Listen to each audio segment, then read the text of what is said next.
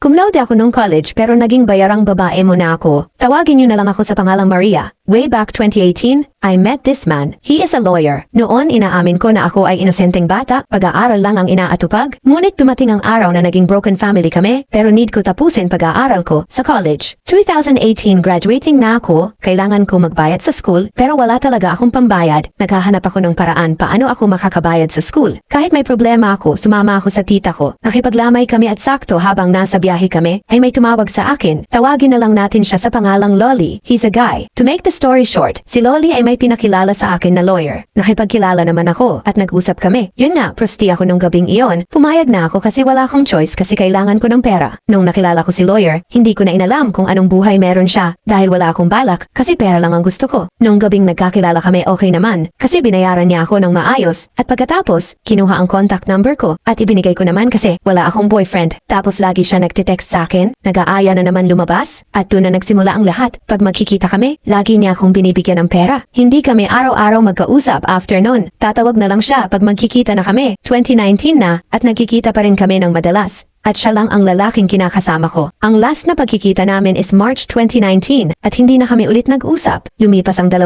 buwan at hindi ako dinadatnan ng aking mens. Sinubukan ko mag-PT, positive ang resulta. Buntis nga talaga ako. Di ako makapaniwala na buntis ako that time at hindi ko tanggap sa sarili ko. Binalak ko na magpa-abort at habang binabalak ko yon ay iniisip ko rin si lawyer kung ipapaalam ko sa kanya. Pero trini ko muna i-search ang FB niya. Pamilyado pala yung tao. So di ko na sinabi sa kanya na buntis ako at iniisip ko rin na tatanggihan niya at baka sabihin na binayaran niya lang ako at hindi niya dapat panagutan ang batang pinagbubuntis ko. Kaya hindi ko na sinabi. Nung nalaman ng pamilya ko na buntis ako at walang ama, ay halos itakwil nila ako. Expect nila, matino at matalino ako. Nakagraduate na nga pala ako, nakatanggap ng high honor nun. Cum laude pa kaya tinawag akong cum laude na engot. Lumipas ang taon, nanganak na ako, nakarecover at nagturo. Kinaya ko naman kasi dapat lang talaga. 1 taon at 4 na buwan na ang anak ko. At biglang dumating ang aking ate sa aking bahay. Ang sabi niya, Maria, hanggang ngayon di nalalaman ng tatay ng anak mo na may anak kayo. Kung hindi, dapat niya na ring malaman, lumalaki ang anak mo at hahanapin niya ang kanyang ama. Kaya habang maaga pa, sabihin mo na. Napaisip ako sa sinabi niya, kaya nung araw na yon, tinawagan ko ang ama ng anak ko at hindi ako nabigo, dali-dali siyang nakipagkita sa akin. Tinanong ako ng tinanong at tiningnan ang picture ng bata at kamukhang-kamukha niya. Nangako siya na magpapakaama siya. Ngunit isang di inaasahang pangyayari, nag-positive sa COVID ang kanyang asawa at hindi muna niya mapupuntahan ang anak niya. Hinayaan ko muna siya. After few days, chinat niya ako na di nakinaya ng kanyang asawa ang sakit at sobra akong naawa sa kanya. Simula nung araw na yon, di na ko tumawag sa kanya. Pero lumipas ang 2 buwan. Siya ay nagtungo sa amin upang makita ang kaniyang anak. Kinakausap ako at hanggang siya naman ang nakikipag-ayos sa akin.